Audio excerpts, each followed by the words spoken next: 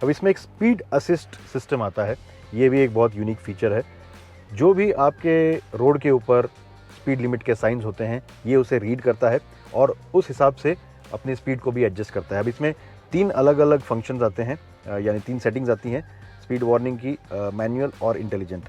अगर हम इसे इंटेलिजेंट पर रखें तो स्पीड लिमिट का जो साइन बोर्ड होता है ये इसका जो कैमरा है इसे डिटेक्ट करता है, रीड करता है और उस हिसाब से ही इसकी स्पीड जो है चेंज होती है। यानी कि अगर आप फास्ट जा रहे हैं और 40 का स्पीड लिमिट आ गया तो इसका कैमरा उसे डिटेक्ट करता है और स्पीड गाड़ी की स्लो हो जाती है। अगर आप थ्रॉटल दें, एक्सीलरेट करें, तब भी स्पीड बढ़ती नहीं है, it is under the speed limit.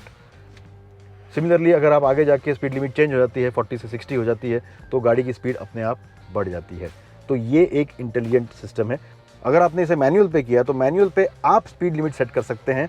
यहाँ से आपने अगर स्पीड लिमिट सेट कर दी तो गाड़ी उसी स्पीड पे चलेगी। You can set your own speed limit. चलिए देखते हैं ये स्पीड असिस्ट सिस्टम किस तरह से काम करता है।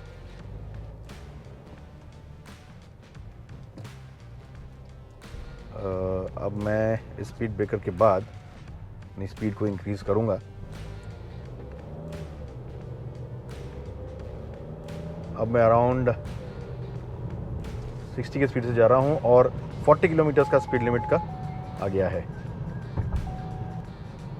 अब गाड़ी 40 पे ही चल रही है, मैंने थ्रॉटल दिया हुआ है लेकिन स्पीड इसकी बढ़ नहीं रही है।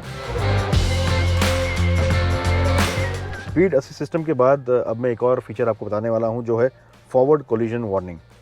यहाँ पे मैंने क्लिक किया है फॉरवर्ड कोलिजन वार्निंग। ये बेसिकली एडेप्टिव क्रूज़ कंट्रोल है। आपने अगर एडेप्टिव क्रूज़ कंट्रोल को एक्टिवेट कर दिया तो आगे की गाड़ी के हिसाब से ये अपना डिस्टेंस मेंटेन करेगी और ज़रूरत पड़ने पर अपने आप ये गाड़ी ब्रेक भी करेगी। अब इसमें आप सेंसिटिविटी भी सिलेक्ट कर सकते हैं, हाई, मीडियम या लो, और यहाँ पे अलर्ट या फिर इमरजेंसी ब्रेकिंग का भी एक ऑप्शन आता है। अलर्ट कर देंगे तो ये सिस्टम आपको सिर्फ अलर्ट करेगा और इमरजेंसी ब्रेकिंग पे अगर आपने क्लिक किया तो ये गाड़ी अपने आप ब्रेक भी लगा देगी। तो चलिए ये देखते हैं कैसे ऑपरेट होता है। वैसे यहाँ पे जो डिस्टेंस आपको मेंटेन करना है सामने वाली गाड़ी से, वो यहाँ से आप इसे एडजस्ट भी कर सकते हैं।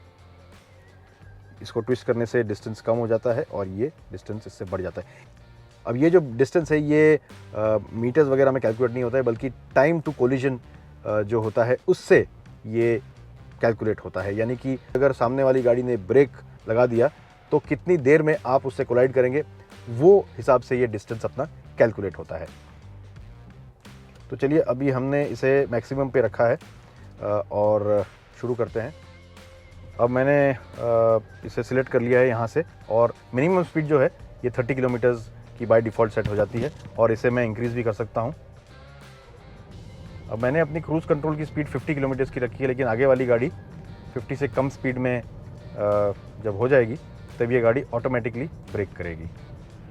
ये देखिए मैंने एक्सीलेटर पे पैर नहीं रखा है, ब्रेक पे पैर नहीं रखा है, गाड़ी अपने आप ब्रेक हो गई है।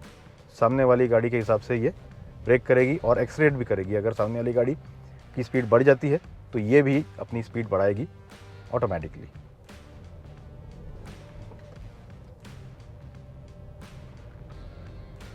अब इसकी स्पीड भी बढ़ रही है। देखिए मैंने एक्सीलरेटर पे पैर नहीं रखा है लेकिन स्पीड बढ़ रही है क्योंकि आगे वाली गाड़ी की स्पीड बढ़ रही है।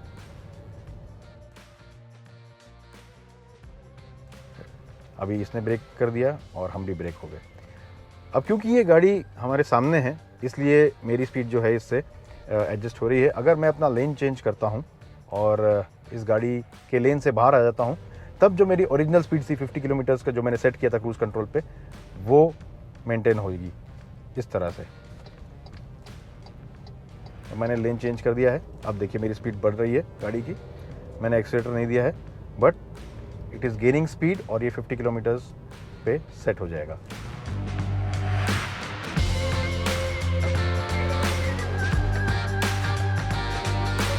अब इसमें लेन असिस्ट सिस्टम भी है जिसमें 3 अलग अलग सेटिंग्स हैं।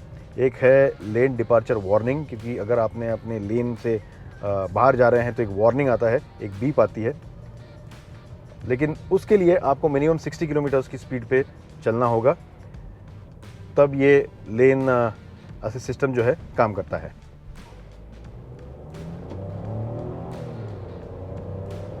अब मैं 60 के ऊपर जा चुका हूँ और अगर मैं लेन से बाहर जा रहा हूँ ये एक बीप आता है। तो ये हो गया लेन डिपार्चर वार्निंग। उसके बाद है LDP, जहाँ पे अगर आप अपने लेन से बाहर जा रहे हैं तो ये गाड़ी आपको पुल करके वापस अपने लेन में आ जाएगी अपने आप ही, यानी स्टीयरिंग को ये थोड़ा सा टग आपको महसूस होगा स्टीयरिंग पे, ये अपने आप को लेन में वापस पुल कर लेगी। और उसके बाद जो तीसरा है वो LKA है, यानी कि लेन कीप असिस्ट, जो गाड़ी को अपने लेन में ही रखता है, यानी कि लेन से बाहर जाने नहीं देता है। It follows the lane you are in. और अगर आप सोच रहे हैं कि यार इतने असिस्ट मेरे पास क्यों हैं, मुझे अपने हिसाब से गाड़ी चलानी है, आपको एक ही काम करना है, यहाँ से इसे ऑफ कर देना है, बस फिर आप अपने हिसाब से चला सकते हैं।